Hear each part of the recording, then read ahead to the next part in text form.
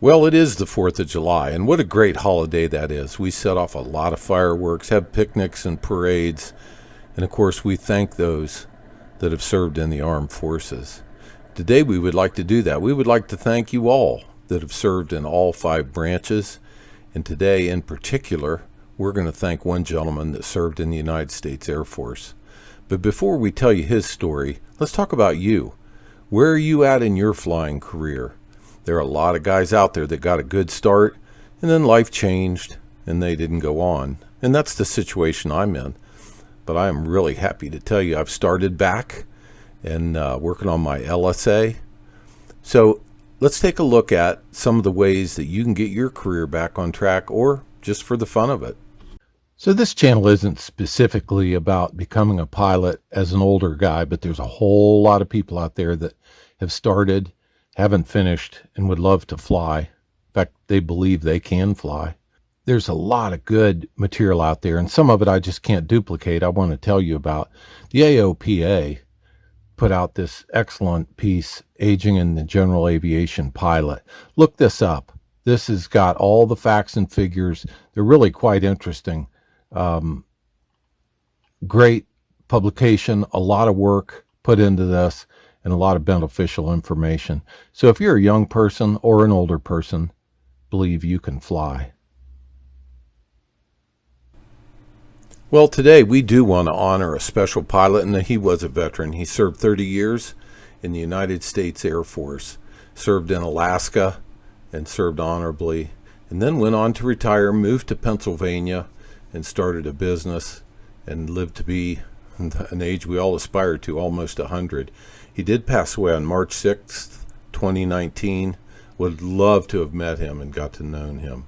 Well, the piece coming up, Fox 13 in Tampa did an awesome job with this. I asked for their permission to use this video, and they do such a nice job of it. I won't try and reproduce in my own words or own video what happened that day. Let's let them do it. This is Tampa, Fox 13 with Bob flying. World War II pilot takes to the skies yet again, Bob Brocklehurst. He's 96 years young, so climbing into the cockpit of a World War II plane can be a little bit of a challenge at 96, but wait till you see what happens when he gets behind the controls. Listen to that engine firing up here. It's been decades since Bob was in a plane like that, but during World War II, he flew them all the time. Yes, and today he got another chance to soar above the clouds.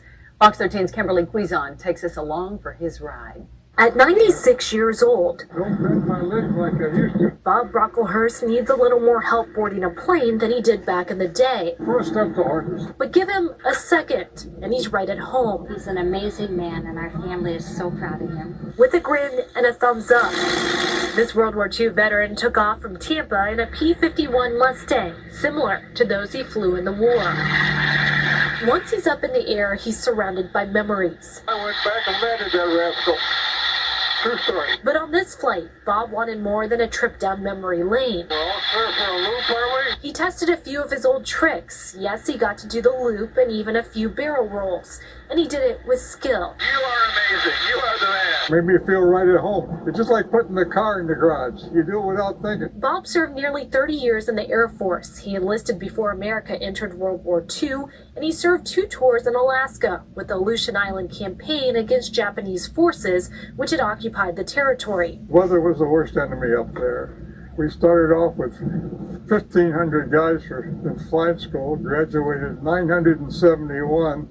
We lost about 251. The Alaskan terrain was some of the roughest any pilot would navigate during the war. We got it on the job training. The Collins Foundation made this flight possible. They say the real reward is getting to spend time with veterans like Bob. He's a national treasure, just like the airplane. That's what I told him. I said, I am flying with a national treasure. As the number of World War II veterans continues dwindling, Bob hopes his story and others will live on. I think it's important that young people remember that there was a war and it wasn't all parades and beautiful flying in the skies. In Venice. Thank you. It's a great landing. Kimberly Quizon, Fox 13 News. That is the best story I've seen in a long time. That's amazing. The plane Bob flew today is part of the Wings of Freedom tour. It will be on display at the Venice airport until Sunday. Well, that is inspiring. And will I be doing barrel rolls at 98? Kind of doubt it, but Bob Brocklehurst did. Where are you at in your restart? This channel is about going back and finishing. Now, some of you might be younger and might enjoy it, but there are many, many in the same category that I'm in. And you might be interested in how I do it and how I go about it. Like I mentioned earlier, I will go the LSA route. I've picked an airplane. We're going to talk about that. I'm now looking into where to keep it. Boy, hangars are in short supply. So there's a lot of obstacles to face. But you know what? I believe I can fly. Do you believe you can fly? If you do, this is the channel for you. Thanks for liking and subscribing. We'll have more later. Believe you can fly.